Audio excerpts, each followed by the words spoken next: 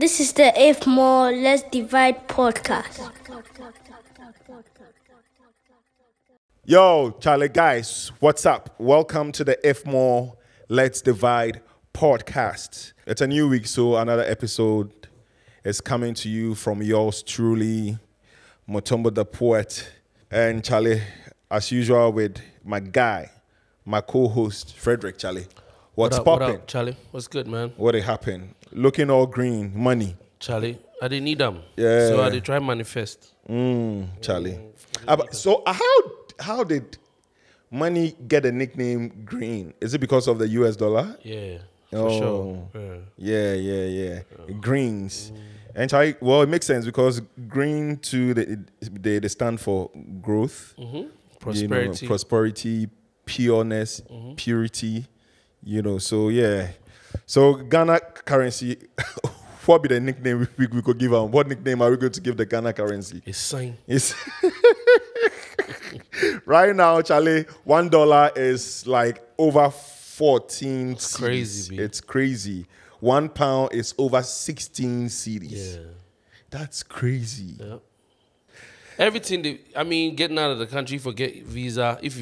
All the conversions, even if the things we buy, Yeah, it's the crazy. dollar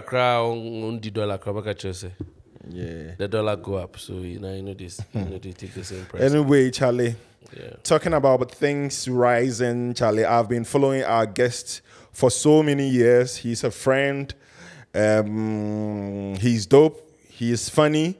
And I'm like, why have I been thinking about everybody and not thinking about this guy who I always see once in a while in town and always on my social media platforms? So I hit him up and I'm like, Charlie, what's up, Charlie? I get this podcast. Be my guy to run this podcast and want you to come through. And he was like, Charlie.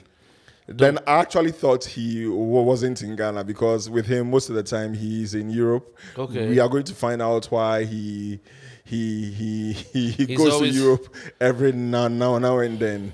Now I've realized that most of the artists in Ghana, like not the musicians, like the artists, those who are in different fields of the arts, they are getting in touch with, women in Europe.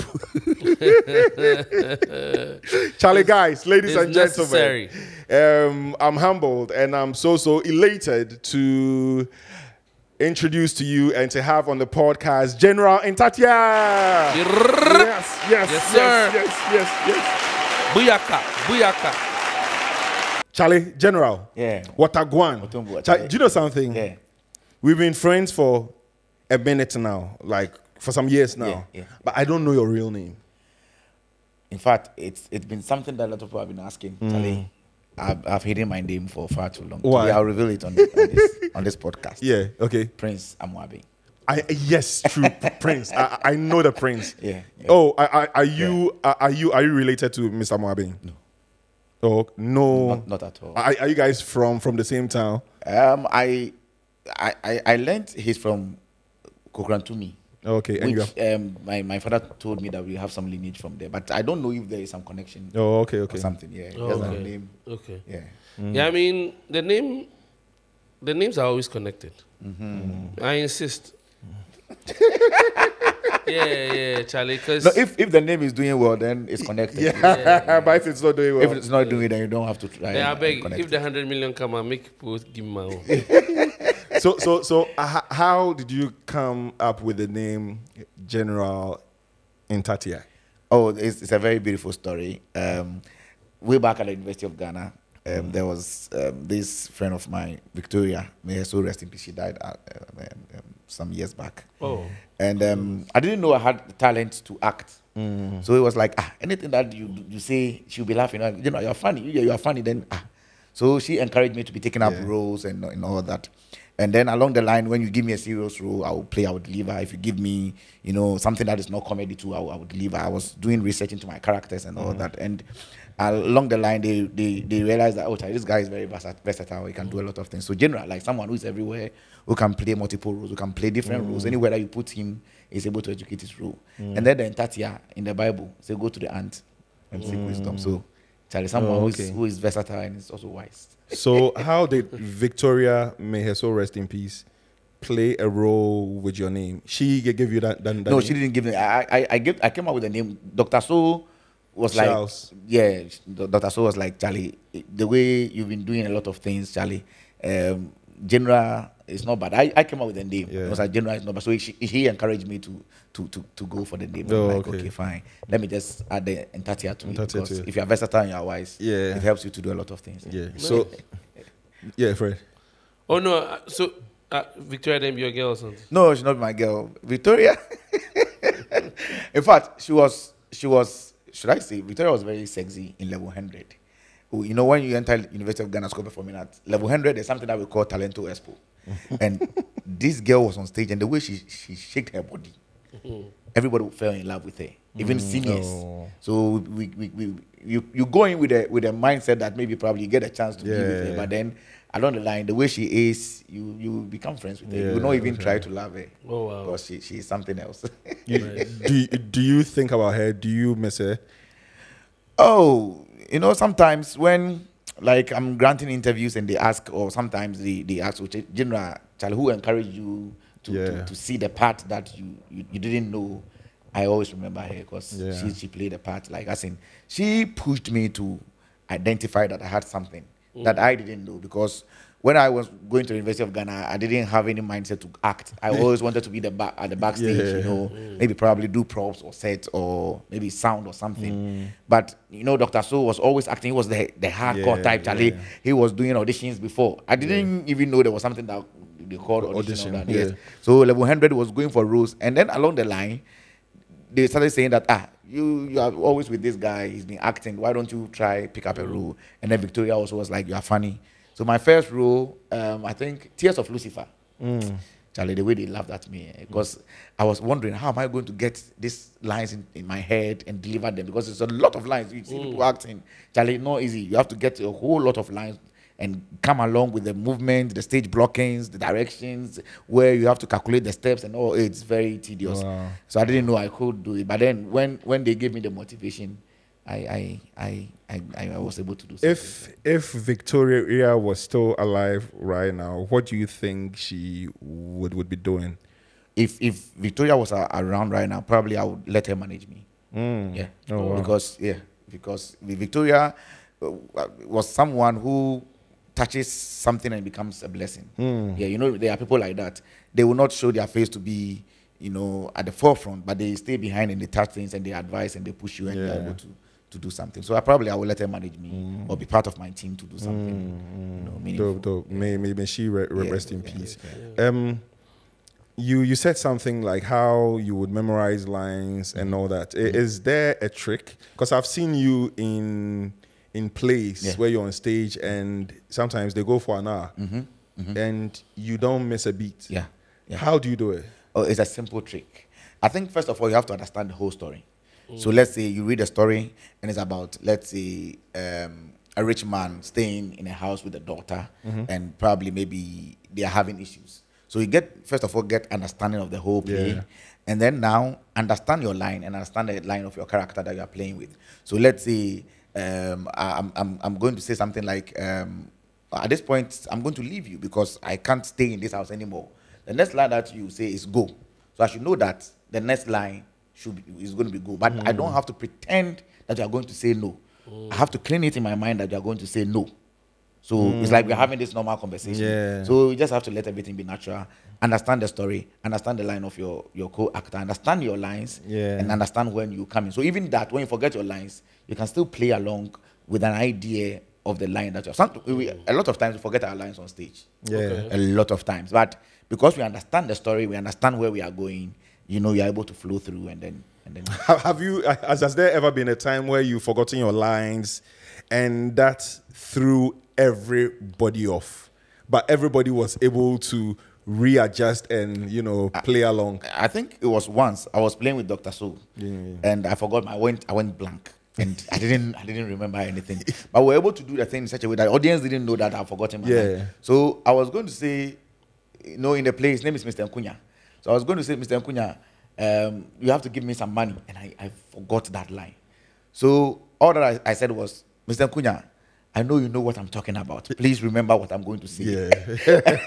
and Dr. So is very smart.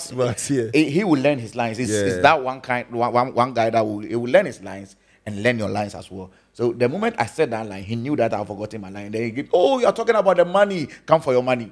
And then we continue the story. Wow. That's crazy. Who is Dr. So? Dr. So is should I say my other half? Because we call ourselves the two idiots. Okay. And so we met at the University of Ghana, level 100. Okay. I was at the university runabout, and then he came, he greeted me. So, senior, please, I'm looking for the JQB building. But then I was also going to the same building, and I didn't know. I was like, I'm also looking for the same place. And I said, oh, what are you going there for? So I'm going there for the level 100 orientation. I said, I'm also going for the same thing. So we went. The first day we didn't know each other. We just went, and then a lot of people. So we all divided ourselves. We went our separate ways. The following day, we went to our various departments, and there was this guy seated at the same, you know, the same course. It's like, oh, Charlie, hey, you are here too. And oh, nice. We left. The following week, we came to campus and all that. I got a Kwafo hall.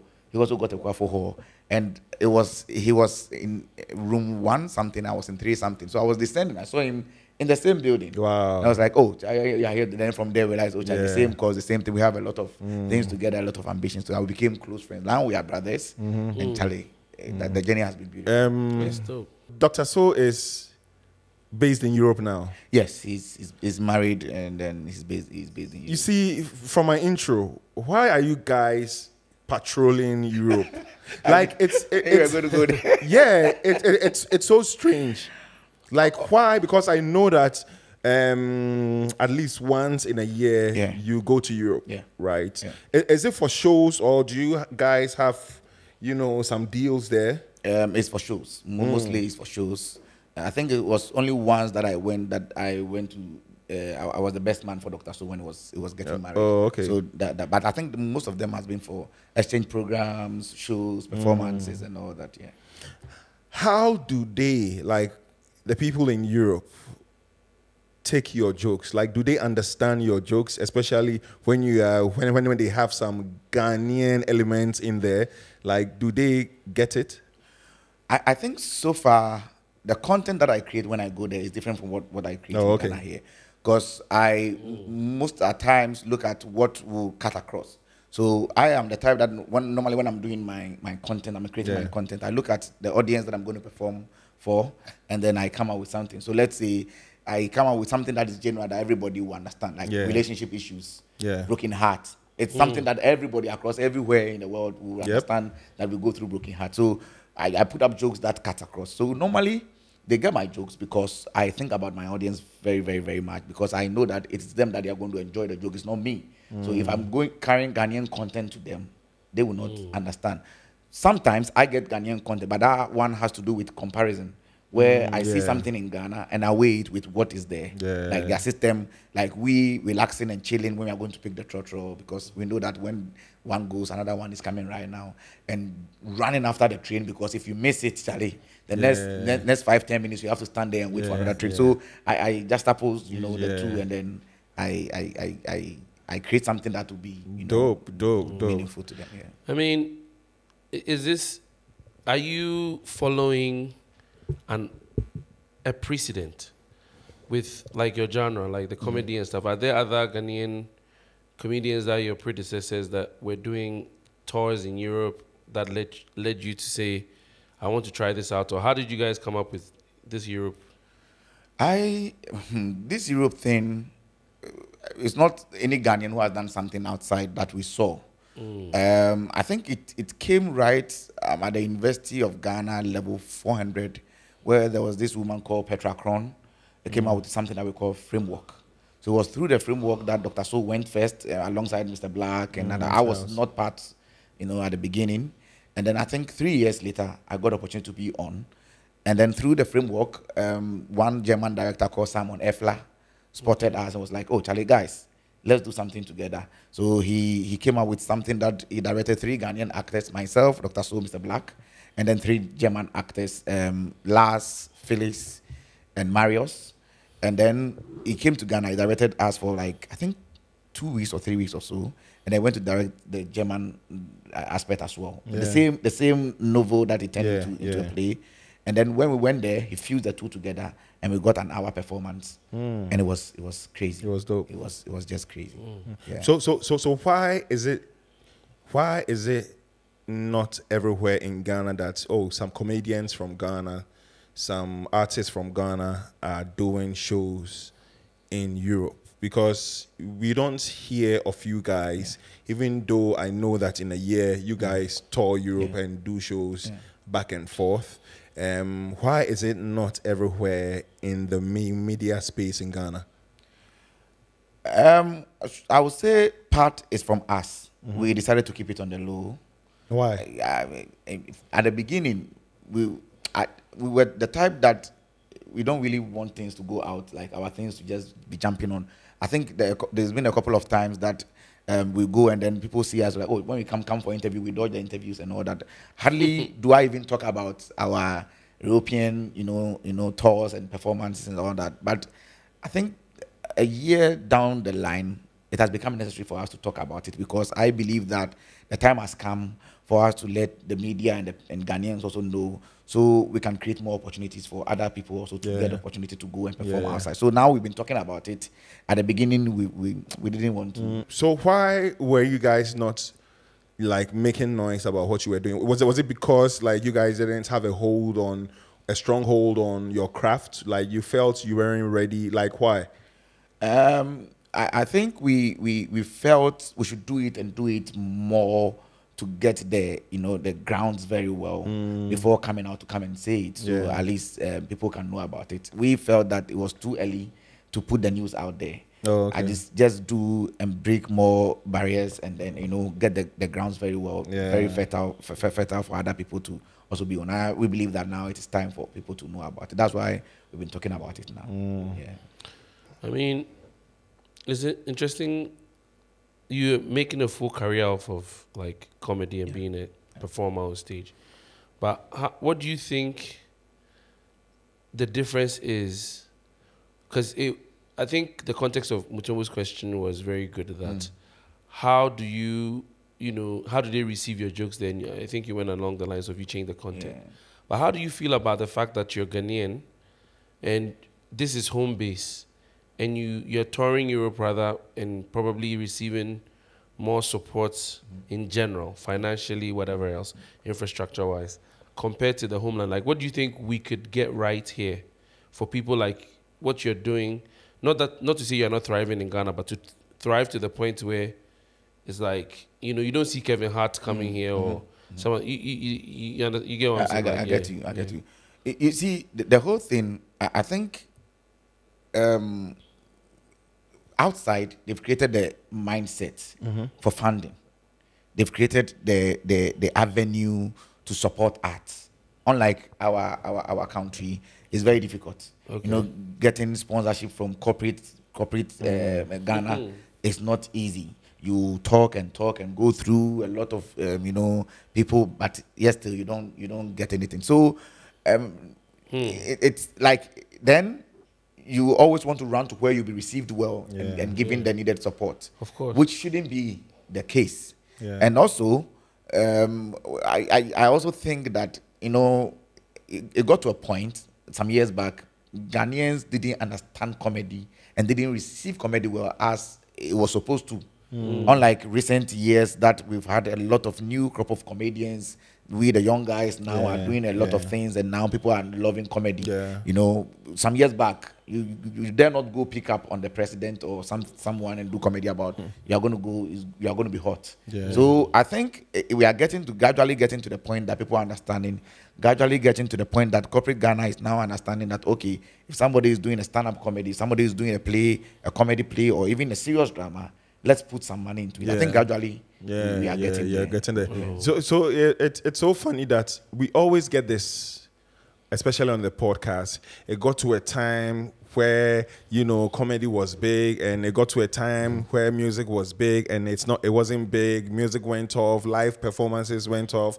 If you have ever watched the full video of the first, you know, Independence, 1997, there were clowns in there. You know, there were clowns in there, you know, comedy. Yeah. I feel comedy is a part of us. Yeah. It's true, especially during the military regime, you couldn't pick on any leader. You know, you will be taken to the barracks to you know, to be disciplined.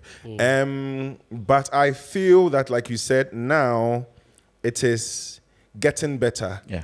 Back in the 90s, there was a comedy show that was running. Agro, is it Agro? Agro, also trying. Yeah, Agro. Where we had the Bobo Calles, the Incommodés. Oh no, that was concert party. Concert party. Yes. Kiso concert party. You be the Agro. Yeah, you know, and it was running for years. But now we don't have anything. We don't have that. You see, I think Ghanaians, we are some way. Yeah. We are quick to throw something away. Yeah. And jump on something. Instead of holding on to what we have and build upon it, so we don't throw our legacy away. We always run to throw something away to pick a new thing, and when the thing is becoming, you know, good, we throw it away and jump on something. And I think it's been our character, and it's not good. I think we have to change from that mindset, because Kisop concert party talk about the Bobo Calles, talk of the Bob Coles, you know, started with them, Bob Santo, Bob Cole, and the pioneers, when they used to travel with concert party from one village to another, where they used to educate society with concert party. And I think it should be relevant now, because those days when they do the concerts, evening like around 6, 7, everywhere is quiet. And they educate, they talk about societal issues, they chastise people if you're not doing something well, and it brought a lot of discipline. Talk of the early days where you pick the anti-day days, you watch concert party and you see that, hey, if a child is sitting there and a grown-up comes in the car, a child must get up. But now, you know, so we threw that kind of beautiful thing. Talk of the by the fireside, you know, where where you learn that a child should not go and steal meat from the soup. You know, we've thrown all those things away. And I feel that this is rather the time that we should use. We need those things. We need those things, and I think it's one thing about we jubilate over little things and throw away a lot of things. And also, I feel it will be easier right now because of our phones, because of social media, for those things to fly. Imagine like a concert party troupe, you know, moving from village to village. They don't even have to go everywhere, because someone in Tamale or Zabzuku, Tatale in a corner would go on the internet and they would see what these guys are doing. But back then, apart from GBC TV, if they don't show it, there's nothing. But I must say big ups to Onya TV. I think they are running concert party now. Oh, really? Yes. I hosted it for like 6 months. Did you make money? Oh, yeah. They paid.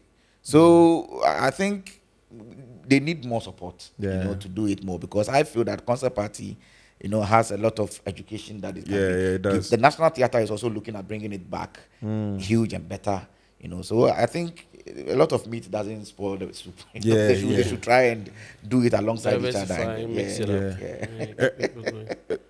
up. So on the onset, I think you mentioned you meeting Dr. Soul. Yeah. But prior to that, you were trying to understand, I guess, what it takes to be in the industry. Yeah. So did you have like an existing motivation that you wanted to be a comedian from jump, or how did you come into this like craft? Like, how did you end up? So I myself and I think a couple of the level 100s that went that particular year, I think 2013, we were lucky to meet, you know, a group called Nyansapo, which was made up with of Clemento Suarez, Foster Romanus, Daniel DeLong. So by then, Foster Romanus was already doing Stars of the Future. So there was an idea of, he and how the industry is. And then Clemento Suarez was also doing well when it comes to comedy and all that. So he picked us. I must say, Clemento Suarez was the one who spotted General Ntatia and Dr. Su. It was actually, these guys are going to be my sons.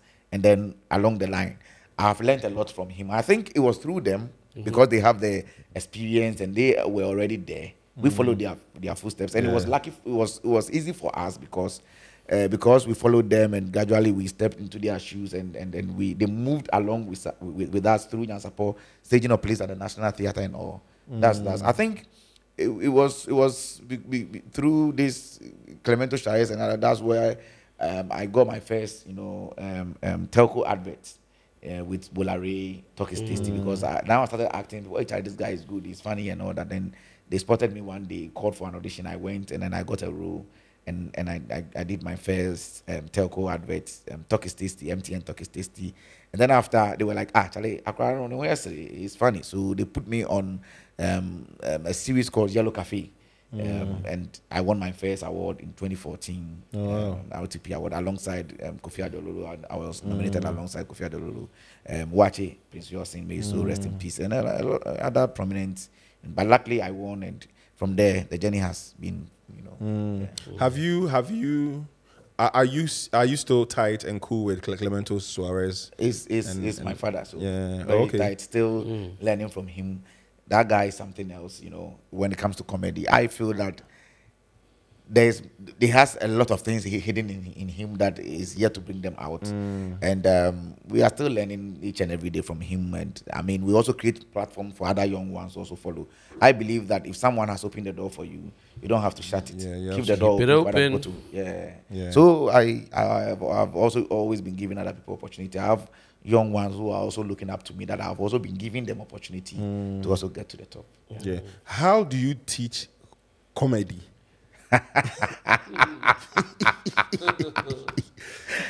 Fred, right? Look, this question just came to me. Like, how do you teach comedy? I would say get crazy. Get crazy in a extent that look at things from the other way. So let's say, right now that I'm sitting here, and I've been thinking something about crazy, like, what boxer shorts is Botombo wearing? Is it tight or loose?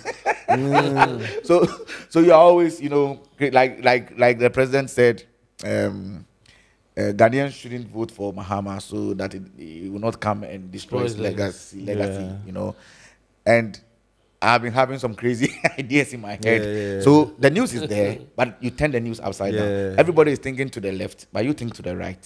So you are like, should I say, like a mad person, because you don't think straight. Your ideas and thinking you are always looking at the funny side of things. That's how you can teach comedy. I did a joke about the Global Citizens Festival, Independence, where they brought the president away. Everybody was talking about it, and then I came up with a joke where I said that when the president came on the platform, I was standing there. So the away started small from where I was standing. Now, when they were doing Papa away, the president saw that way, but he thought there was someone standing behind him. When he turned it back, he realized there was nobody there. So there, he realized that way is meant for him. Now he was psyching his mind to come and receive that way. Then one young guy, that very disrespectful guy, he said, yo, Mr. President, that way be your own, So wait, were you there? I was not there. So sometimes you have to put yourself. Even some of the jokes you have to say like you were there. And even I brought his spirit leaving him, and standing beside him and warning him that you see what you've done. So you play along with a lot of things and think deep. So it's good that you have brought the president in this conversation. And it was a question that I was going to ask. Do you guys think twice? Because I've been watching the Cat Williams and the Kevin Harts, and you just name it, Eddie Murphy, Richard Pryor, all of them people I'm so deep into comedy, so I've been following them, and they go wild on political leaders without holding back. Is it the same here? Do you guys think twice when you are saying a joke about a minister or a president? In our country, we hold our customs, norms, and values very, very well. Yeah. You know that thing growing up, if elders are having a conversation and you go and share your views, like, hey, shut up. Yeah. You're small, but you don't have to say something. So me in particular, You don't have to say something. Men can be. shut up, you don't have to say something. You go and sit somewhere. Yeah. You are eating with your parents, and you don't have to take some of the meat. Yeah, You have to share and give you your part yeah. and all that. So it's something that has always been with us, you know, from growing, that the discipline is there. So when I'm creating content, I am very particular about, you know, the people who are going to listen to, those I'm going to talk about, are they going to be hurt? So I weigh if they are going to be hurt. We've not gotten to the level of Ket Williams where, you know, where they can go all out. You know, they are different. As for them, they can go all out. Even in Nigeria, they go all out. But in Ghana, if you go all out, somebody will look at you with the side of the eye like, Charlie, Akwawe or Breaky. You know, that kind of, you are getting out of your line. So you just have to be careful. You know, we've not gotten to the level that you go all out and give it to. But I think some years down the line, like I said, a year or two down the line, I think we've been hitting hard. Yeah, we've been hitting hard at some point. Yeah. Yeah. Don't you think that art is supposed to cause change? Yeah, I think so. And you are supposed to use your art in no matter the shape or form to make a change, no matter who you are, attacking. So when do you think that we are going to get there where you are going to fully use your art form to quote unquote attack? It won't be long. Yeah, But I think, like I said, I've been attacking and putting, you know, my messages across. But just that I'm careful the line that I will cross. I'm always very careful that I won't go beyond. So at least in as much as I want to get messages across and let them sit up and all that, I won't bite too much also for them to feel like that these guys, you know, Ghana, we have that mentality that when you bite someone so hard, they think that you're attacking them, you belong to another political party and all that. So we've not matured to that level enough. So you just have to be a little bit careful. But I think a time is coming where we'll get that freedom to go out. Have you done any work for any political party? No, I've not worked for any political party, but I've supported a political party before. I supported MPP in the last four years. How are you feeling about your support? Oh, I feel that, you know, you believe in something and then you see an ideology, and I saw free SHS. I felt that, Charlie, a lot of people should get to school. I have our last born, who I supported through Laboni Secondary School, and one guy that I supported at Accra Academy. That guy, there was no way he was going to go to secondary school. Very brilliant guy, but the parents stayed at Bukom in a kiosk. There was no hope. When free SHS was there at the beginning, it was very beautiful. I was happy about it. So I started talking about it that if this thing is going to be there for a lot of people to go to school, why not? But it has not been how we expected it, how we supported, and how it has not been the dream that we saw. You know, you love something, you go for it. But if it doesn't happen that way, and that is why I always say that it is okay to support a political party, but it's not okay to shut up when things are not going well. Okay. So I always go at my party that I supported. The party that I supported, I always go hard at them, do the things right, because people believed and trusted my words. That's why they picked their voters' ID card to go and vote. So today, if it's not like that, I don't have to keep quiet. I have to bite, and I've been biting. You have pushing them. I have been talking about things that are not going well. I've been talking about things that I feel that, and sometimes they get hurt, and that is the strange part, because instead of you appreciating that this guy supported us and is hating us for us to sit down, why do you get hurt? You should rather be happy that, Charlie, these guys are, and you should cut across those who are supporting other political parties. Okay, go out. If you are an artist, I feel that you should talk. You should do something. If you believe in an ideology in a political party, don't be afraid to talk about and support it. But the good part is when things are not going as it's supposed to be, talk about it as well. Yeah. So if another political party comes to you and go like, we want you to support us this time because we are going to do this, we are going to do this, we are going to do this, is it something that you would jump upon, and why? I would love to jump upon if a political party comes and I feel that the one I supported has not lived up to expectation. But like the Ghanaian mindset and ideology is different. They will think that you went somewhere and it didn't do well for you, you didn't get what you wanted, you are coming here. Meanwhile, you have a good, free mindset because you've not gone for anything from the other side. Yeah. Yes, but they will talk. So rather stay behind and watch how things will be. Yeah. Do you now look back and regret your stance? No, I don't. You don't regret? I feel that every human being has, dreams. You believe in something. Yeah. When you believe in the thing and it doesn't go as it is, you just have to, come back, sit down, and look at what you can do next to get things right. You don't. I have no regret. I felt that I'm not God. I don't see the future. I felt that at that particular moment, this is the ideology that is good. That is going to help a lot of kids to go to school. Yeah. If it's not, it has not been up to. You mean what the I expected. free SHS? Yes, I basically went in for the free SHS because that free SHS idea alone was it for me. Yeah. Because I love education. I love that. Just imagine if like a lot of children are going to school in the next 20 years to come.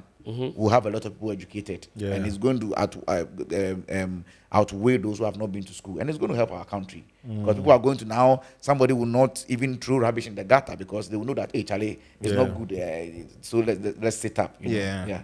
So I support the idea. No, I did. They meditate. Yeah. So you go on. Yeah. So I don't like dwelling on politics these days. I think we're getting past it, and I love that as young people we are finding our own ways to create work for ourselves, economies and stuff. So as you're out there doing your work, what things are you experiencing that excites you about I can bring back home and maybe go even further or take the lesson here and plant it in Ghana in a way that will help give younger people like yourself, when you were younger, the same opportunities, but they don't have to go outside and, experience all of the things but they can actually work, live here, and entertain their own people and still make a good living. I think the answer comes from what you said earlier, and which I really love, that we are finding ways and means to do our own things. I think that we are getting to somewhere, a point in life that we don't have to depend on politicians. So I like it when young ladies are doing online sales, selling dresses. I like it when young guys are doing online marketing, coming out with creative ideas. So I always want to use, we have a company called PB Entertainment, and we stage plays twice in a year at the National Theatre of Ghana. Nice. And we are able to employ people. Some are doing costumes, some are doing makeup, some are doing stage hands, some are acting, and we pay them. How do you fund this? So for sponsorship, and then also from ticket sales. So sometimes when the ticket sales does not go well, then that one you have to pay with your own money. I think one funny when we started, with Love is Politics, we brought Mame Dokono on stage after so many years, and then after the show, we paid everybody, and we had like only 20 CDs, myself and Dr. So, and we shared it 10 CDs. When we got home, Dr. So's brother was like, Charlie, if you don't stop this work, you will die before your time. Yeah, Charlie. Yeah, but we loved it. We loved the art. We believed, and we kept doing until we were able to fill the National Theatre with the Man in the Dark. Have you been able to fill the? We filled the National Theatre a couple of times, and that's where we got some good money. We paid people well, and we're happy. And we also created what we call Wednesday Theatre. PB Entertainment in collaboration, or Two Idiots in collaboration with the National Theatre of Ghana. What we do is we encourage young ones. Someone should be a playwright, someone should be a director, someone should be a makeup artist. The National Theatre is going to give you the auditorium, the sets, the sound, and everything. All you have to do is to get your story, rehearse it, we'll come and see it. If it's a good content, we'll put you on. And I must say, ever since we started this, we've gotten like no more than 10 production companies that they've been staging their plays, every month, every last Wednesday in the month at the National Theatre. And I'm happy about it because it's something that we saw in Amsterdam. We're like, oh, okay, the art is going on. In Amsterdam, there's this theater, I've forgotten the name, 24/7, there's a performance going on. But in Ghana, walk to the National Theatre right now, there's nothing happening there. But I believe that through the initiatives of the director of National Executive Director Emi, now we have a lot of places. Now you can even attest that almost every month there's something going on at the National Theatre. At the National Theatre. Is this something that you think you could take a nice date on, or if you want to take somebody on a date, would you recommend it? Yeah. Like they have plays and stuff going on. Beautiful plays going Beautiful on. place. Really? That one I can. Like the content is Yeah. the storylines are beautiful. I think I've forgotten the date, but there's a play coming up, 1 Gallon. There's also The Legend of Akusika also coming. A very beautiful play from Martin Osu, a legendary playwright. And then also we did In the Chest of a Woman recently, and we are going to the executive producer informed that we are going to repeat it again. So every time there's something beautiful content. And they run normally for how long? Okay, so normally a theater play should be like an hour and 20 minutes maximum. Okay. But in The Chest of a Woman was like 2 hours. But the story is in such a way that you think the 2 hours is just 30 minutes. Yeah. When the story is beautiful, you get people of course. I think theater in Ghana is coming alive thanks to the Bo White, the Group Production, Latif Abubakar, thanks to Nyansapo, Clemento Charez, Foster Romanus, Daniel DeLong. Thanks to Superfan Production, Francis Nutako, and PB Entertainment, myself, and Dr. So I think theater in Ghana is doing beautiful. Are you guys getting support from the government? No. No, they've not seen us cry. That's crazy. And it's something that we've been fighting because you don't get anything and then they still come and tax. Theater, they even want to tax the complimentary ticket as well. Theater, especially in Europe, the way the governments they fund these things, it's crazy. Because the culture and the arts is very vital to identity it's sad. It's sad. We've not gotten to the level where government has seen the impact of theater. That they will say that, Charlie, let me pump some money into it. But wait, do you have to see an impact before you invest? You invest to see the impact. Yeah. And in Ghana, it's the other way around. They want to see that the thing is going well before they rush. Hey, Charlie, the thing is nice. Before there are instances that we put our place, you are looking for sponsorship, you don't get. And the play comes out, they see the audience at the National Theatre, and they call you, oh, General, when are you going to stage a play again? We would love to come on board. And it's annoying. Wow. But Charlie, you don't have anything to say. Yes, have to. Who is your favorite comedian from here, Ghana? Ghana. I think I love KSM. I love KSM. I learned a lot from him as well. DKB. I love DKB. He can create a joke out of nothing. People are always trolling DKB. Yeah, people are saying he's not funny. He's not funny. But if you are funny, you see that DKB is funny. Yes, DKB is funny. He's creative and he makes jokes out of nothing. Yeah. And then I also love Foster Romanus. He's very spontaneous. He is the type that you can give him 1,000 audience and he will just not create anything from home. Come and stand there, and he will be creating jokes with the audience. And then also the current crops. I mean, Clemento Shara is the number one. He doesn't do stand-up comedy, but when it comes to comic acting, he's and then also I think the new crop, Obi and Ponsa, Obi and Ponsa is dope. The guys are doing marvelous. Ojo, in fact, everybody. But I just hopped on the stand-up comedy, which I think I'm doing well. I don't normally measure myself. I love people to talk about me like this guy is doing well. I don't normally. So you hardly will you see me posting about my things. Actually, I killed it. No, I don't normally love that. Yeah. I want people to talk about what I've done. Yeah. But I must say big ups to the guys. They've really done well. Fred, are you into Ghanaian comedy? You know what?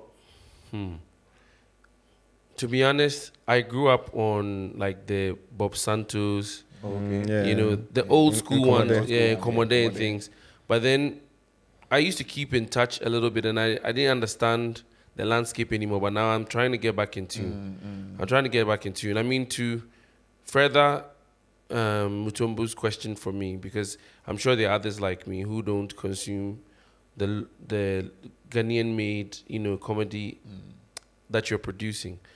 Is it? What do you think it is? Is it because maybe we're inclined towards like the Western genre, or you guys don't have enough exposure, so you don't come across maybe my timeline if I don't have somebody that follows you in common? Like, what is it that you think can get the public more interested? People like myself. Okay. Into your... I mean, like I said, maybe probably you've not checked these guys out, like Obi and Ponsan, if you know about them, you know about Foster Romanus, DKBs. And I think that now we've gotten the understanding as to bringing, a lot of things into bear when creating content. And now, frankly, if you start watching them, the names that I've mentioned, the old Jews, maybe you just pin it somewhere. There's myself also, you love I'll check it out for sure. Yeah. But there's a guy who I've been seeing on my timeline, IG, I forget his... He said he keeps saying that he has a movie coming up. But one of his tricks is that every time he's trying to do something with the girl, the move will spoil because of me, either light off or something. And then by a stroke of a miracle, something happened, and then you start singing a gospel song. Yeah, this guy. Oh, yeah, I just saw that. Is he a stand-up comedian? No, skits. He's a skit guy. He. Oh, I think now the people are a lot of the guys. There are some that I've not even mentioned yet, who are doing very well. I think there are 1,001 talents out there who are even better than Jeneral Ntatia. They've not gotten the opportunity and the exposure. We don't have platforms, unlike the Wednesday theater that we've been able to create, which I think is just a small part of the bread that we can we can come up with a lot of things that can give them hope. But we've not, and it's sad. Because people hit on my DM most of the times. I'm a comedian. How can I get opportunity? Sometimes I recommend them. They give them the opening mics, and then when they are good, gradually they come to the top. But I think we need a lot of avenues where people can now hop on and go to when they have the talent they believe they have, and then they can. Do it's so crazy that you mentioned it. Open mics. My next question was about was about open mics. Okay. I think when we talk about building people or creating avenues, for you guys, you are the pros, you are the dons, so you need the national theaters and all that. But for the new crop, I think you have to go through some form of training, and you need open mics. For me personally, when I started spoken word, open mics built me. It made me fearless. It made me create, churn out, new pieces every single week. So I feel that we now lack open mics in Accra. Back in the day, like 10 years ago, 15 years ago, there were 2 open mics or 1 open mic at least, and you could go there and do your thing. But Charlie. I think, so Lexi the Comic, Obi and Ponsa, Ojo, PJ, they have this 2-7 something at Tesano every Thursday. They Thursday evening from 7 p.m. Still every Thursday 7 p.m. at Tesano. I think I've forgotten the name 2-7 something. And that's an open mic. It's an open mic. It's like a comedy club where you come and try your jokes. Didn't know this. Yeah, it's doing very well. Yeah, it's doing well. When you come to theater also. We have the Wednesday theater. Myself and Dr. So came out together with the director of National Theatre, executive director, Antiebi Frimpong, where we give young guys the opportunity to come out with their own play, their own story. Someone directs, writes, and then they stage it there. So every last Wednesday in a month. I think we are trying our best, the little that we can, to push the arts. Dope. Ghana. Dope. Yeah. So okay, Ghana is made up of several tribes. Do you think there is a tribe that is funny? Oh, I will always give funny tribes to Fantis. Fantis? Yeah, same. Why though? Like, why do people think Fantis are automatically funny? Like Nigerians, they have this pidgin English, Mama die. Like, the way they will say it is funny. And when you look at the fancy language, the way they even talk, that's about it. Abba's not, you know, Yeah. it's funny Yeah. in a way already. Yeah. So you don't even have to, you know, struggle to make it funny. Even the takradi, the tardis, the way they have the, I say Abba, I say, Yeah, yeah. aha. So the vibe is already Yeah. there to me. So I think that when you are looking at the funny tribes, I will give it to the Yeah, Fantis. it's a thing that's been going around Yeah, for a while. That Fantis are They have it. automatically They have it. The way they are able Yeah. to blend the English with the Yeah. tree is already funny. Yeah. They were close to the European. They were eating all the digestive. See, at the beginning of this episode, I asked you if you have ever gone blank. Yeah. Yeah. I want to ask you: have you ever been on stage, told a joke, and no one laughed? Stand-up comedy, I would say not yet. I know it will come. It Yeah. will come. You can't always be, even if you are always getting jokes that people will laugh at, it's not good. You have to flop. You have to flop at a point. Yeah. So you're looking forward to flop? I'm looking forward to flop one day. That Then you clap for I'll yourself. clap for myself and go back and work hard. I flopped. Yeah, I flopped. Yeah. So far, I've not encountered anything like that. Because I also don't give myself the opportunity to flop. I think that's the reason why I've not flopped yet. Because Yeah. I always look at my jokes, rehearse them over and over again. And even if I'm flopping, I have something that I would do. That my stammering always helps me. Yeah, I wanted to ask: do you stammer for real? I used to stammer when I was in class 1. You know, my father's side, my aunties, a lot of them stutter. Yeah. So it's something that is there. If you are very careful and you're talking, I you know. see that Yeah, it's there. yeah, Yes, yeah, yeah. I started Yeah. just, you know, I know. in bits. But it was that thing that I picked it up, and it really helped me in coming up because before I came up, I started with stammering. Now I realized that a lot of people were acting and stammering by hitting themselves and closing their eyes. Yeah. Like and they all of them prolong their speeches. And I'm like, there are different types of stammering. Because when I watch my aunties, there are those that they will talk normal, but the stutter will come in between. Like, oh, Motombo, I want you to try and get me the things, and I'll be very happy when you get it. And then there are those that will be like, Motombo, try and get me. You understand? So I realized that all of them were prolonging their speeches. Why don't I come in with the one that I was speaking normal, and then my starter will come in between, and it picked for me. It picked for me. So mine was a bit refreshing. It was a bit new because by then I was lucky to have my aunties around me, and which I had studied them, and I understand the different types of stammering, and it really Is stuttering hereditary? Yeah. Oh, okay. Yeah. So when it's in the family, you get it. But For me, apparently, my dad was. I see. Yeah. Okay. Yeah. See, my mind comes when once in a while you see a little, but Yeah, if you're not careful, you there's don't been a see. couple of times that Emma picked it up. So I'm trying to. I'm very intrigued by like your personality. Like you're very energetic. What kind of environment did you grow up in? Like, what was your upbringing? I love that. I grew up in Jamestown. Okay. Yeah, Jamestown, where life is like the survival of the fittest. You know, you cannot grow up in Jamestown and flop. yeah, If you flop, you flop. If you are on the line to do well, you do well. Yeah. Because, in Jamestown, you learn everything, like the bad boy kind of thing. You go to church a little. You go and peep at somebody bathing a little. You go and steal charcoal A little. for Davy a little.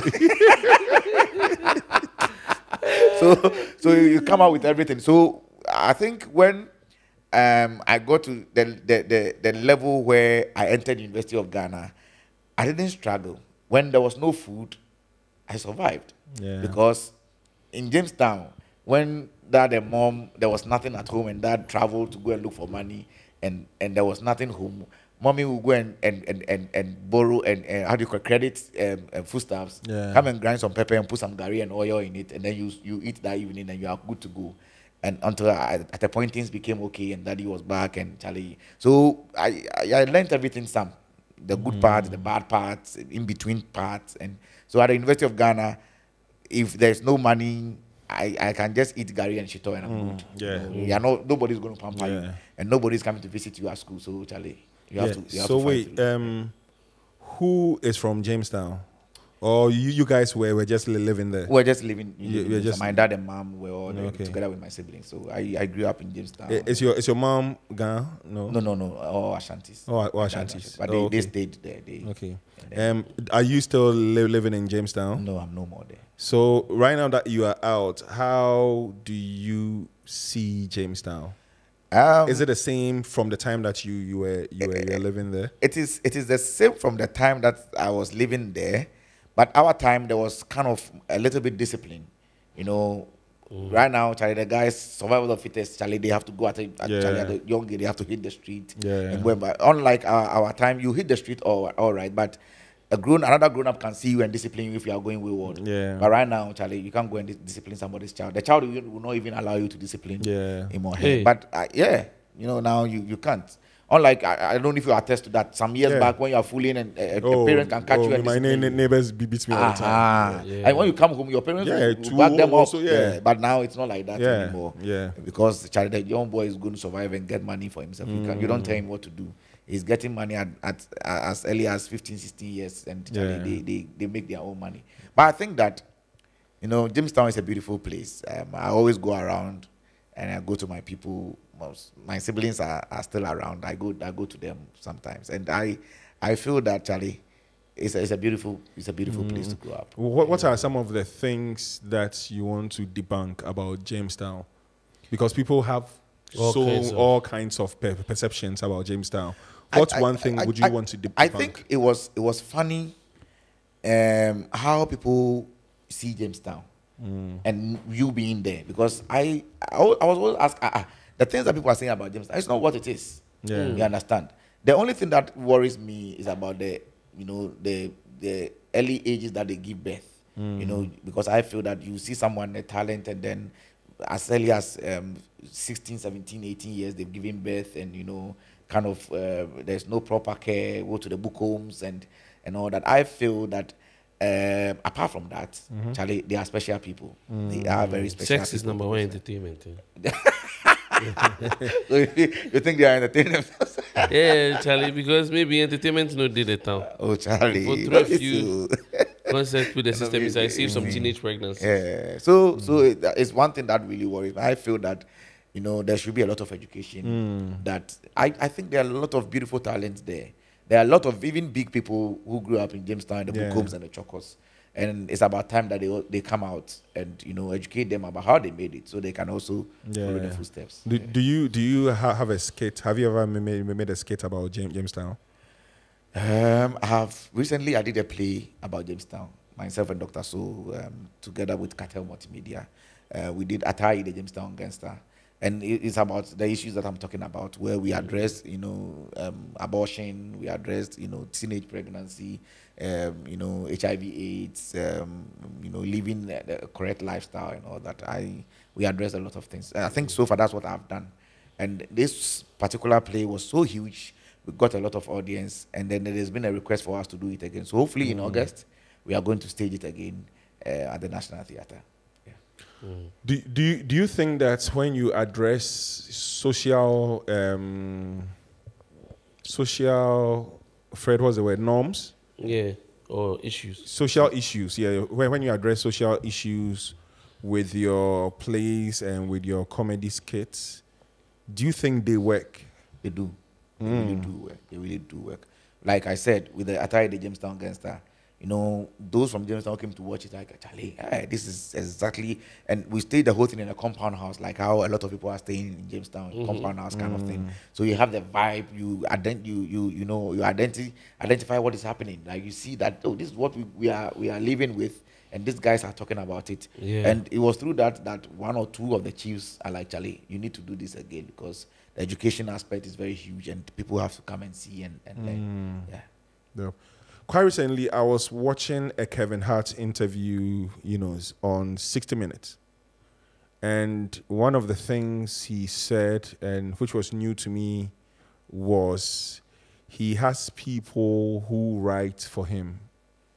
So two other people join with the writing of his skits. And I'm like, wow, there are writers when it comes to comedy too. Yeah. I thought everything was based on the comedian. Yeah.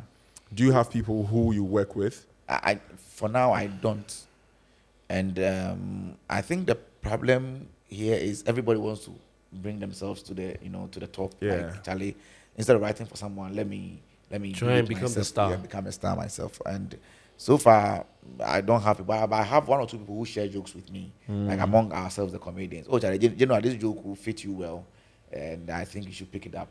Recently, Papaya, our family was like, I have this joke, and when you say it, it will suit you better. So I want to give it to you. He sent me the joke, and I started laughing because I realized that this is me saying the joke. Yeah. And I feel that is the level that Ghanaian comedy has come. Unlike some years back, nobody will share a joke with you because everybody wants to come. So even if we are not having people who are writing for us, among ourselves, we see that this joke will be better for this person. Lexi the comic will see me and be like, I have this joke, Charlie, this one, you have to say it. And it's a beautiful thing. Fred Chiago? Oh, I mean, I just wanted to extend your question with the writing. In what context? Because sometimes I think the Western influence, they get to it a little bit. But has it always been a collaborative art form, or has there been some sort of demand that the comedian stand on his own and create his own jokes? Is there like a taboo thing, or there's no? Are there like any unspoken rules about that in your industry when it comes to As people in creating the content? Yeah, creating the joke content or creation. writing the joke. Oh, there are no norms. There are no regulations. There are no restrictions and all that. All that you have to do is to know your limitation. And I feel that is very important because, you don't have to overstep your boundary. We've not gotten to where we overstep our boundaries yet. So just be within the norms and values and then flow. And I think with that, you're able to create something. Yeah. So it was something that I was following back in the day. You had the skits where you were always speaking on the phone to someone, like trying to address, solve an issue and all that. How did you come up with that idea? The idea came up around COVID time, where there was restrictions to go out and all that. So now you can't get anybody to go and act with. So I'm like, okay, why don't I start something? So I was thinking through, and then I came out and I said, okay, let me talk to somebody, not regular call, but pick up on an issue and then talk about it and say, so with that one, you just have your phone, get another phone, video yourself, and then you get the content out there. Because everybody was wild looking at something that they can, COVID is in town. You are no longer allowed to perform at the National Theatre. Everywhere has been shut down. So in your home, how do you create something for people to laugh about? And that's where the idea came about. Yeah. But I think you went quiet for a while. Yes, I've been quiet for a while. Some people have picked it up. I'm happy. Other comedians are doing it, and I'm excited that actually we started something and people have seen it and it's doing well. I'm going to come back on it. One guy, what's his name? Sid. He's always been on my neck to start it, and you have to start this thing. You have to start. But I think that you don't keep one thing for a very long time. Be unique and change their style a little, and that's what I've been thinking about. I feel that we've gotten to the point where you don't follow the norms anymore. I want to be crazy. I want to do something that people have not thought about. And that's where right now my mindset and my thinking has gotten to, because when I travel and I see content, I see creations, you go to the festivals and you see what people are doing, crazy performances, amazing content, and you are like, hey, Charlie, we are joking. So it makes me feel we've not gotten anywhere. So it's about time that you jump from your comfort zone and do something. That's where I want to go. I want to do something that people will sit down and be like, wow, we've not thought about it. This is new, this is refreshing. Josh Too Funny. Yeah. He's been doing the auditions for so long. And so do you think that he has to change it? Every artist and how they measure themselves, I feel that it still has a lot to put, come out with when it comes to that thing. What he's doing. I'm sure it will get to a point where it will hit him that, Charlie, I've gotten to the standard that I'm looking for. I have to jump out So you have to of jump it. out, Yeah. yeah. He knows. Every artist knows that, Charlie, at this point, let me jump and go to a different this thing. So I think that when he gets there, he'll feel it. Yeah. I've been seeing you've been doing some brand plugs too on your Instagram. Yeah. Is it bringing money? Oh yeah, I must say that some 2 years down, it's I think what we built, the sacrifices we made, the commitment we made is paying off. Yeah, it's really doing well, because I mean, at first you can't even get money to buy your own beautiful shoe. Yeah. When you are going for program, you can go to a friend who owns a boutique and wear. You don't take off the tag. When you finish, you bring it back. Yeah. But now, if you are able to buy our own one or two, I think that we are doing well. If we are getting performances outside, hopping on festivals and performing, doing some cross extra exchange programs, cultural exchange programs, I think that now we are getting somewhere. Yeah. It's been a long journey. It's been a long journey. So I'm always excited to say that, I mean, now we are getting somewhere, that we are getting some small coins. It can't always be like the same old story that you still have to struggle. I remember when we started, you go for a show and they'll give you meat pie and coke and thank you, Wow. Then, yes. Well, I've taken meat pie and coke as payment before.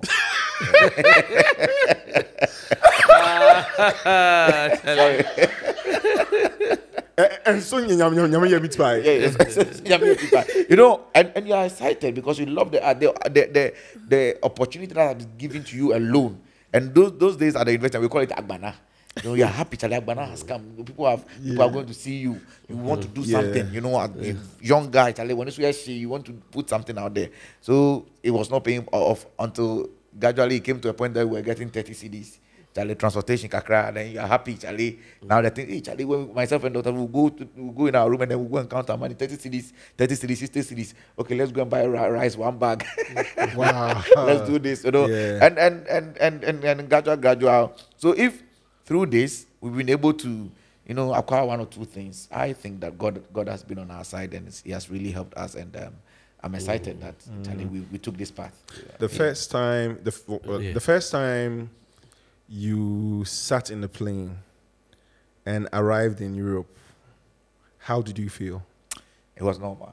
It was normal. It was just normal. I knew I was going to travel at a point in time. I knew. Because somebody told me that when you enter University of Ghana School of Performing Arts, by all means, if you are good, you travel. So that mindset was there. And then level 300, I had not traveled. And then they came with this framework. I felt that I was good. I was not selected. But I didn't give up. I was happy because when Dr. So and Mr. Black was on, I knew that it would get to a point I would also go. I'm always the type that I'm excited for the people around me, because I believe that if Motombo goes and he's remembering his people, he'll remember me. Yeah. So why then not push him if he's so brilliant at the point? Because I was not good. Dr. So was the best. Talks about pronunciation, speaking English, articulating, acting, perfect guy. Why don't you learn from him? Pick one or two from him.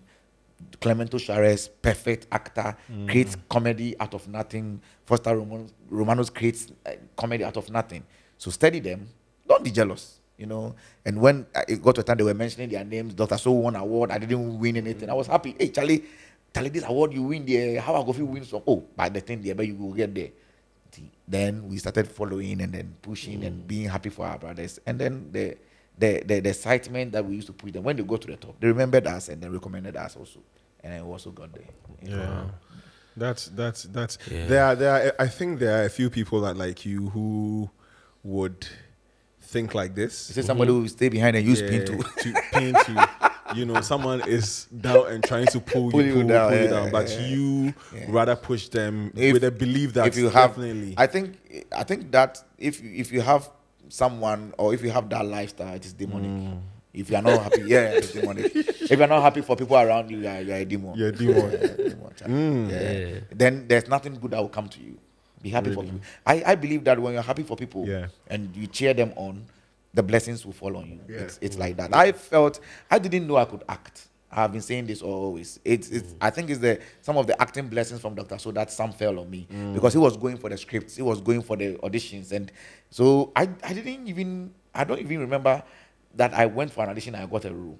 It was through him. They got him a script and was like, this guy, your friend, you've been working with him. Let's get him a script as well. Yeah. And I did my first one, and then somebody recommended me, and then I did Rosom's Universal Robots, and then it went viral on the University of Ghana. Oh, Nana, the guy is funny, and that was it. And then people started calling me. Yeah. And to date, I would say that I've not really gone for auditions. People call me, General. Oh, Charlie, there's this role, Charlie. We feel that you'll be perfect for it, and then I go and pick it, and luckily too, I killed the role. From my first movie, Calibos in China, Kofi Asamoah called me like, this thing, come and play it alongside Calibos, and I offer Patry. No audition. I think it's luck. Yeah, and you just have to do whatever that you're doing very well and be serious about it. And so, General, I mean, I'm just now meeting you, but I sense a lot of positive energy. Like, but you are very exuberant, very he's always clear in your thoughts, and you have something to say. Yeah, I think you have a mission that you're on. Thank you. I'm trying to still dig a little deeper into your background. You mentioned that your dad went away to go, try and put the family in a better position. So you were with your mom in Jamestown and all of that. I even heard that there's a Ashanti in, is it Gamashi or is it in Jamestown? They have Gamashi, they have Ashanti. I think, I've heard about it, but I don't know much about it. Growing up. I don't know much about it. Okay, so my question then was that, the little I know about the Ashanti, they're very proud people. They very much cling to their roots and who they are identity-wise. And you find yourself living in the midst of a Ga-dominant place where the Gans also, we have our own way of doing things and living and all of that. How did you become who? Because the confidence with which you speak, you feel like somebody who was in a positive environment or something. I don't know. I'm just trying to understand more about how you were coping, how you lived in, how Jamestown influenced you, if anything at all. And then also how you felt there with your identity as, an Ashanti man living amongst. I think I saw myself as a Ga. Okay. Growing up. Okay. So my Ga was even pure and proper than Tree. I see. Yes. So, growing up with my friends and all that. And it was so beautiful that you had Fantes, Ewes, from different, backgrounds. And we all spoke Ga. Okay. And we had Gans also among us. So my Ga was pure. And at a point in time, some of my friends were calling me Paco Samoa, that. Yeah, okay. So that's why I can do plays. And when you watch, I think in August, when there's time, you see Atari the Jamestown Gangster, you feel like a lot of people were like, this guy is a Ga. And it became a debate. He's a Ga. Because I was using Ga terms, Ga proverbs, deep Ga. And they're like, Charlie, this guy is a Ga, but I'm an Ashanti. And that is what I feel that in this current dispensation where social media has become a banter between which tribe is the best, I'm always happy to have a bit of Ga and a bit of Ashanti. And recently when Asante Hene, together with the Ga Manche, I saw yours. You saw my post. I'm like, these people are at the top. They are one. They eat together. The Ga Manche is with Asante Hene and they together. And then we eat Kinky 1 city, 2 city, we are fighting. Yeah. And it's not difficult for me to mingle. At a point in time, I worked with the land valuation board and I went to Pando and I stayed at Pando for some months. And I felt like, Charlie, I'm an Ewe. I feel that everywhere is home. Yeah. We are all one people. So if I find myself in Central region, I'm a Fanti. If I find myself in Volta region, I'm an Ewe for that particular time. When I move from there, wherever that I go, I'm that tribe. I don't really see. It's rather unfortunate that some people have taken it like a World Cup, like, hey, Charlie, me, I'm from this tribe, nothing. I'm going to defend and fight. We are fighting who? We are fighting a fellow Ghanaian. Yeah. So how did that impact you? How did that give you the confidence? Or where do you think your confidence comes from? I think the confidence comes from Jamestown. The confidence to go to Davy and say that Davy, I have gone to collect charcoal at London Market. So take this charcoal and give me beans. Yeah. You know, the confidence to go, the confidence to go to Church of Pentecost, Jamestown Assembly, and then as a child from Sunday school, they will give you Bible quotations to recite, stand in front of the crowd, you know, the church members, and say all quotations and all that. The confidence to do quiz for the church, the confidence to run to Bukom Park to go and play football. Yeah. You know, all those things built me up in a way, because the discipline where someone in our time, someone on a fatherly figure can punish you for doing something bad on the street, and then your parents. So I think the discipline, everything, a bit of everything there shaped us. Like I said, if you are going wayward, you go wayward. If you allow yourself, you mess up. If you also want to be good, you'll be good. Where are your parents now? Oh, well, unfortunately, I lost the two of them. You lost the two of them. Oh, when? I think that, like, roughly like 9 years ago, Oh, wow. and mom is like 6 years roughly. Wow. Did your mom especially come to any of your shows? Mom came once. It was only once. When she saw me on TV at the early days, just a little, you know, chance to be on TV, and they are happy. Hey, Charlie, the boy is doing something, and then I was lucky. My dad will not restrict you. He will give you the chance to do everything. He would rather, even it was funny like I am. He will give you jokes. He will tell you that this thing is funny. You know, can you do something out of this? And it was a flexible type. Yeah, but they didn't get the opportunity to enjoy me to this level. I wish they were around so I can give them front seats anytime I'm doing a show at the national. But unfortunately, and I feel that nature and God knows best. That at the time, maybe probably something was going to happen to them that is going to be huge that we can't control. So if they are no more, we just move on and appreciate. And do you have siblings? Yeah, I have siblings. Together, myself, we are 5. I'm the firstborn. Oh wow! Yes. When they left, the last born was in JHS, and the last but one was in secondary school, Accra High School. And then currently one is at University of Ghana and the other is UCC. So how difficult was it as a first child, like basically taking care of your younger siblings? Was it difficult? Did you? It's strange. I would say that when Daddy was alive, the difficulties I go through in going through university, I feel it's flexible for them. Yeah, I feel it's flexible because I always make them my priority. My dad's last word was, "I took you through to university, and if where I'm getting to, in case I'm no more there, I'm training you to be the captain of the ship." So he kept saying it, even though it was strong. Said that you are going to be the captain of the ship. Dad could let a driver, when he was at Osino, he could let a driver come drop me with the foodstuffs and everything. But he would pick trotro for me. This Kumasi cars. And then they will bring me to Accra Circle. I will put the things, and these junkie guys, I'll be struggling with them, and I'll pick a taxi, put the things, the foodstuffs in, and take them to Jamestown. At a point, I thought it was not my dad. But when he died, I realized that he was pushing me to be hard so that I would understand that life is not flexible. Something that you can get easily, he will let you work for it. I'm like, this man is not my father. But I didn't know. He taught us the understanding of working and being paid. Because you want something, you go to him and you tell him, "Oh, Charlie, okay, if you want this thing, you are going to work. I'll mark you every day, and then I'll pay you at the end of the month."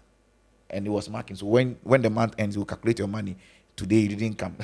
Today you came, and then he will give you the. So I think I understood life right from University of Ghana. When I got to level 300, when we things started becoming better for us. Our art, where we were getting engagement from GIZ and all that. I told him that he shouldn't pay my school fees again because now I have money to pay my fees. And was like, that's what I want. I thought he was going to say, no, I'm going to pay. I'll still pay you. My instructor. He said, that's what I want. And I started paying my fees at the University of Ghana level 300. And I think it shaped me. And paying fees didn't become difficult. So paying their fees was not difficult for me because I felt that when I work, I have to take a percentage, their money, their fees alongside. So I would say that there has not been one single day that I struggled actually. I don't have money to pay their fees. And my kid brother, the one behind me, Bright, has also been very supportive. And my sister too. Times that, they also take other rules. Okay, you pay the fees, we taking their foodstuffs. And together, we took them. And wow. Wow, that's dope. You said 4 siblings? Yeah. Yeah. Together with myself, so we are 5. 5. Wow. I mean, you took on the responsibility of taking care of your family, and okay, so I think I'm getting part of why you are the way you are, because you've had to take on quite a bit of a responsibility for a while. Now, we're having a discussion today about how politics is affecting us. And I think I'm coming back to it because we are all trying to navigate the system without feeling like we had to run away now. Some of us have the opportunity to go and make money outside, come back and all of that. But when I look at the landscape here and the opportunities that present themselves, I'm always running my mouth about Ghana this, Ghana that. But, you know, with a guy like yourself sitting in front of me now, I'm almost seeing how 2 different worlds that sometimes never collide in terms of the realities. Because when I drive through Jamestown, I work in Accra a lot and all of that, but I see things and I'm like, Charlie, this whole place, they look like very tough living conditions. But that's also the reality of the majority of Ghanaians. I'm trying to get inside your mind that at the time that you were in Jamestown, looking at life, you know, aiming high, trying to get out of the situation, whatever the case may be, did you guys have a certain opinion of maybe some of the population that don't live, you know, around Jamestown, but quote unquote are running the country? Like, what is the perspective? What's the social perspective and political perspective of a young Jamestown kid who is able to trade BDA online for Yokogari? That's like a swift move, real quick. You know, how was your social perspective and your political perspective? Let me even take it from, you know, around that time, our age groups. Okay. Where you will not go to the children's park because that idea is not even there. Who is going to take you there even in the first place? But when we started getting the opportunity, I think Accra Royal School, class 6, we went to watch a play at the National Theatre, and they told us that some people from East Legon, some kids from East Legon are coming. Now everybody want to comport themselves. They're going to meet kids from East Legon. Charlie, their parents have money, you know, rich children, and they are coming. And then you see them, you see their skin tone, you see even the way they've dressed, their school uniform, well ironed, proper English, and your 2x4 guy English. and you know, mingling with them, then you see them like some superhuman beings. And then I remember I had this classmate, Taki. Like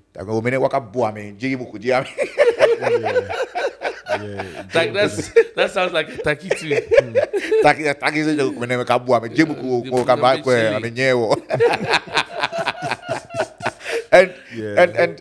and you know, you are even scared to speak English with them because they are very fluent and articulate.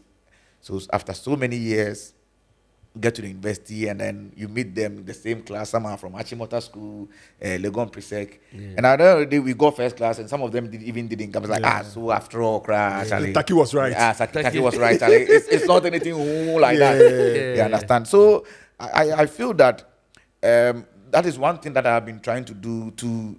A lot of them are there even now. And I believe that since I was there, I got that perception. I believe that some of them are still there that have that perception that, you know, they can't compete. And there's one thing that I want to take it up, you know, in the years to come, not years to come, even in the next few months. I'm trying to come up with something, an educational program where maybe we probably have a talk, you know, motivate them, conscientize them that actually the world is out there for all of us. When I was at the University of Ghana, we didn't know that we were going to meet them from Fantipim and all that, but we met them. And Charlie, we all went to the same class.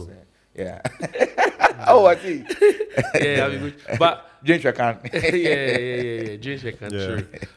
So, can you speak on the political aspect? Because I'm thinking that have we had, and correct me if I'm wrong. Sometimes I'm asking questions out of ignorance because I just don't know. I love it too. Have we had a leader that comes from within? And when I mean within, not this pseudo polished class, but from, you know, from the Jamestowns, from the, you know, Gamashis, or the local like places where the majority of the people live and dwell. Have we had any leadership come from there? Yeah. And A lot. oh, really? Yeah, a whole lot. Even the current MP, Okay. I think has that. And I have not seen him, but I hear people say that when you're doing outdoor, you invite him, he will come.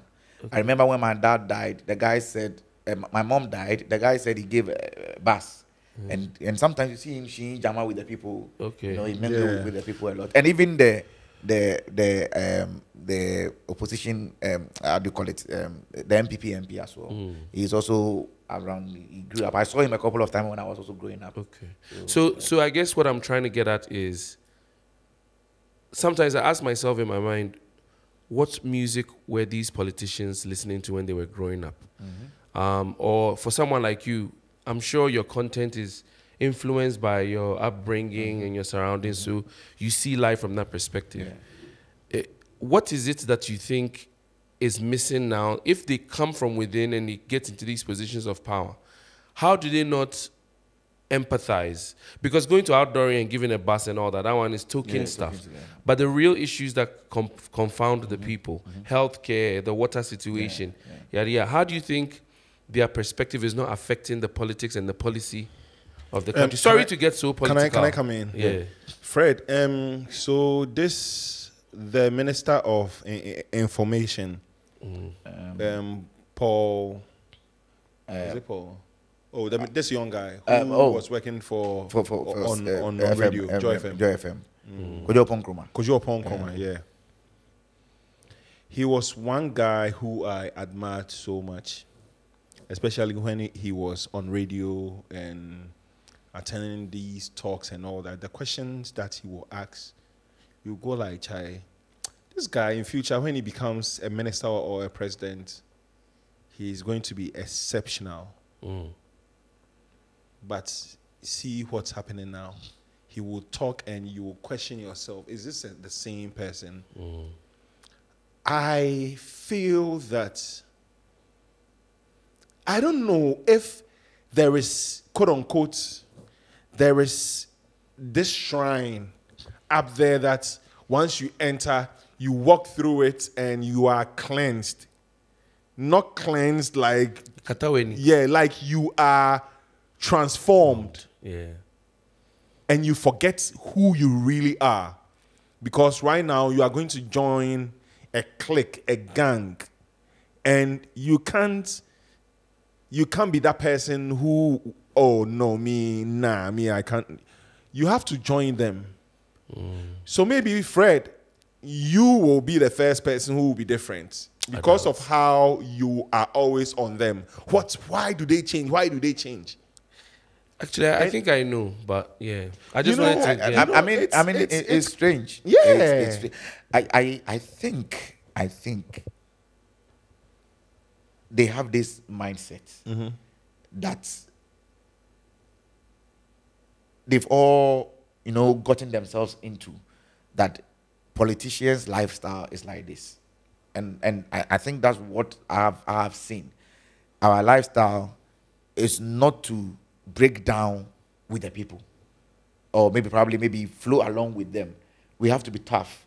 We know the reality on the ground, but we'll pinch ourselves and let them go through what they are going through. Because if they climb and we help them and get to our level, they will compete with us. That's what I think is the problem. Because if they help you and you get to their level, they know that Charlie Akwawe, they will not go and stand in the sun and fight for me again. So let me keep them at where they are, so that tomorrow they can still go and so small outdooring bus, then small this year, small this day. Then you're happy. So that's why they wait. Have you asked yourself, why do they have to wait in the election time and they'll come and share money, 50 cedis, and say that go and vote for me? And you also go and vote after 4 years. Because they've kept you hungry. Yeah. You are hungry. You don't have it. So the 50 cedis is enough for you. You are happy. And I think that's the mindset, the ideology that they've created, which is evil. And that's the reason why you see them falling sick with huge sicknesses, and they have to go and cure themselves outside, and they go and they don't come back. And I hope that Kiki keeps on, coming up. At what point would you find fulfillment? I think when I have been able to create a lot of production houses, help people to create a lot of production houses where I find people to be on their feet. I think the point where I will not see people hitting my inbox and telling me, General, I'm hungry. If you can give me 30 cedis to buy something. I want to see everybody, the youths, motivated enough for them to be standing on their own. I want to see the youth completing university and there's already a job for them. I want to see the youth working for Ghanaian billionaires in supermarkets that they won't have to beg for their salary. They won't have to stand 24 hours. I went to one of the supermarkets and I broke down. And the lady told me that here, when you come from morning to evening, you have to stand from Monday to Sunday. And how much are you paid at the end of the month? 500 cedis, 600 cedis. Yeah. And it really got to me. So I want to see Ghanaians believing in Ghana and not running away. I want to see a Ghana that opportunity will come and say, Charlie, go to UK. And the Ghanaian will say that I want to stay home. I want to see leaders believing in Ghana and doing their writing and saying that for once we have punished our people far enough. I am a new leader and I'm coming. Let me put corruption aside.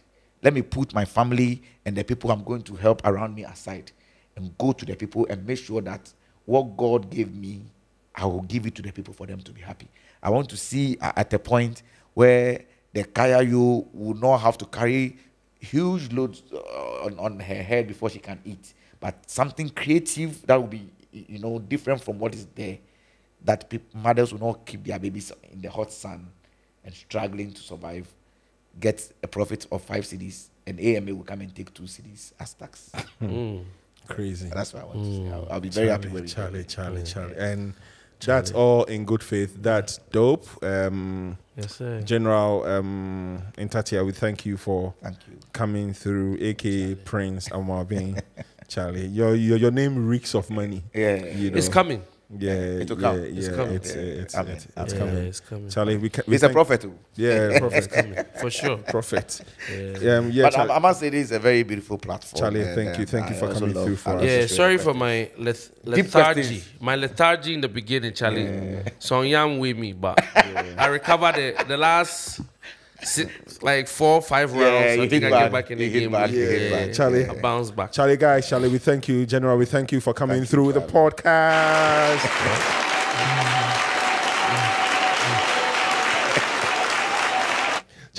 Charlie, we beg you guys for subscribe, you guys for follow us, General Ntatia with a J. Yeah, Ntatia with a J. You for follow the podcast, the imld.pod. on Instagram and on Twitter. Like you just search and you find. Subscribe on our YouTube pages. We are not going to stop this season 4. We've been doing this from season 1, and we are going to go through together with ourselves, my co-host and myself, and the rest of the team.